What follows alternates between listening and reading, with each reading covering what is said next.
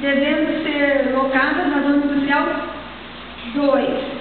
Na verdade, tinha havido uma correção na Lei 74, que a gente está propondo de novo uma adequação.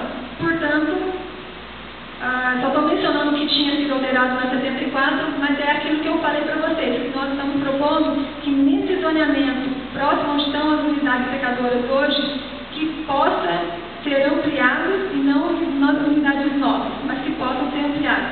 E se alguma unidade nova vier existir, ela tem que se dirigir para a zona industrial 2, que é fora do centro urbano. Isso aí agora é no sentido, vamos dizer, aqui na linha 1, vamos dizer, até lá na linha 5. É a zona industrial 2, isso aí.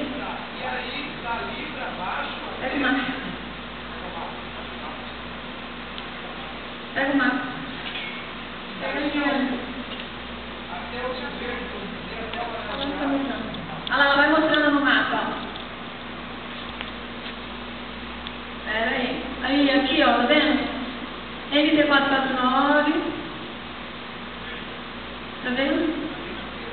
Isso, ela tá falando onde que estão as unidades. Isso, ali, essa faixa mais marrom, um pouco clara, isso.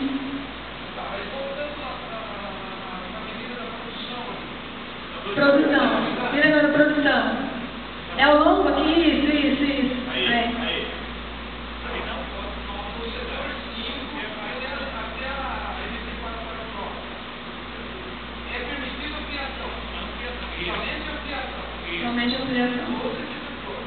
Somente ampliação, não novas unidades.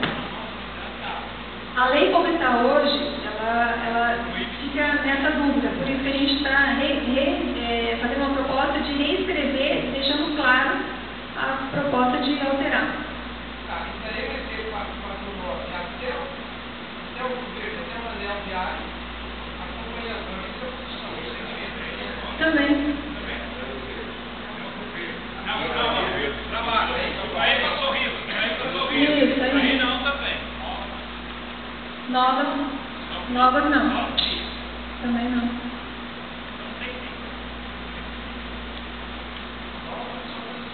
Isso que já está hoje, né? Na verdade, a questão é permitir ampliações, isso que já está hoje.